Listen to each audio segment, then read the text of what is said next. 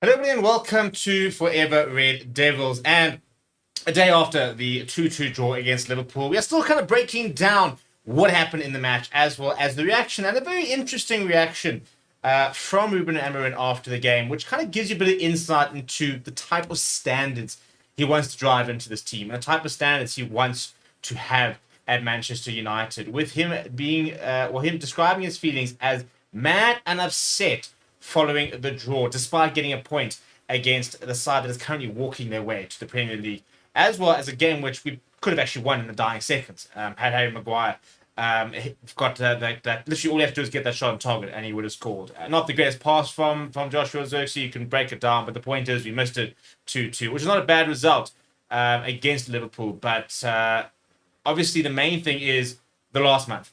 And before we get into exactly what Ruben Amorim has said, please do smash the like on the video. Please do subscribe to the channel as well. We do actually have a video of the reaction of some of the players and Ruben Amorim to that miss from Maguire. So you can go check it out on the channel itself. But after the game, Ruben Amorim was asked literally about how he's feeling after the result and stuff like that. And instead of a manager who's under a serious amount of pressure coming out and talking about being pleased with managing to go toe-to-toe with one of the top teams in the Premier League, this is actually what he had to say. And he said as follows. He said, I get more mad because of the other games. It's even hard to understand some things. Now, that's a very good point, because this was the thing, isn't it? United went and beat City, and you're thinking, right, there we go. That's the catalyst. That is the big moment that we've needed to really sort of show that we are still top side, that we can still compete, that some of these players still have the right sort of attitude to get results and the likes, but we didn't kick on. In fact, basically everything fell off the wheels there. We actually went on a 4-game losing streak after beating City, and then after losing to Spurs in the Carabao Cup, to Bournemouth 3-0, to Wolves 2-0, to Newcastle 2-0, you then go and draw against Liverpool in a game which we probably actually should have won. And this is the biggest thing that United fans are so upset with and so angry with. It's the consistent asking, why can we not find the consistency? Because we've got it in ourselves to get results, like the City result, like the Liverpool result. But why is it all of a sudden you go, trip to Bournemouth and you can't find the result? You can't find any to find these performances.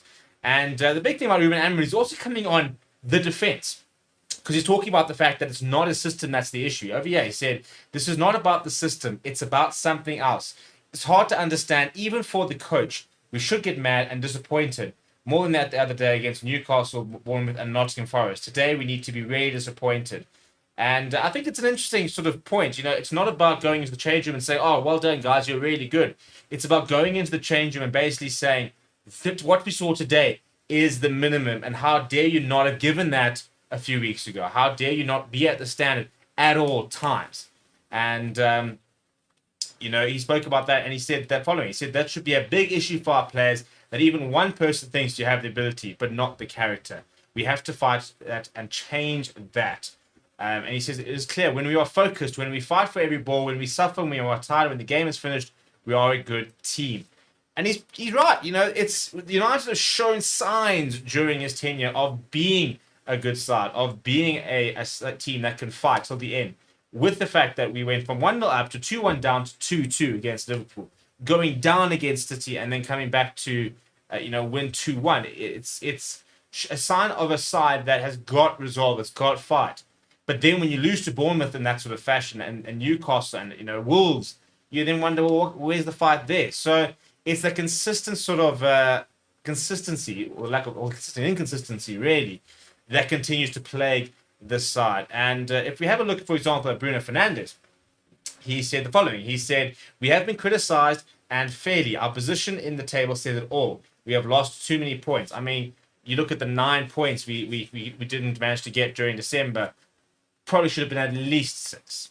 Probably ideally 7. And you put 7, points onto our Premier League tally, and all of a sudden, instead of being 13 points behind fourth, you're 6 points behind fourth.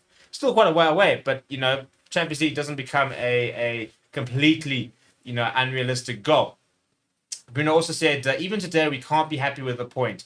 We need the points, and we could have won the game at the end, but it's a fair result. Both teams played good football. And that's the thing. You get the result yesterday, and you beat Bournemouth, you beat Wolves. 2 games you should be winning. Okay, that's an extra 8 points. that suddenly puts you 5 points behind fourth. And this is what the problem is. We're consistently saying that would have, things could have, what if, and we can't keep doing this. We can't keep speaking about what if. And Bruno and Unai Emery's talking about the fact that the club needs to get given the shock, that the players need to have the shock to sort of kick them into gear. And it's very concerning, really, isn't it, that you've got United players playing for a club of the pedigree of United that need a shock to understand what it means to play for the club. And this kind of continues to be the problem, attitudes of players, personalities, characters, and finding players in the change room who are going to drive those incredibly high standards in the right way, that are going to find ways of lifting the performance to make sure that the standard at United is we win. It sounds so simple, but that's the standard, that's the mentality. And basically, we need to remove ourselves from the current situation and move ourselves back into a club scenario and a team scenario where the only thing that is acceptable is winning. We're so far away from that. And yesterday showed both the best and the worst about this current side, in terms of showing that we're good enough to go toe-to-toe with the best sides in the league. We've done it. But also that we are mentally so weak that we have it in it to lose to absolutely anyone. And you can't have that kind of inconsistency. You can't be that sort of that kind of a maverick, in terms of a team where you are so hot and cold and so inconsistent and so,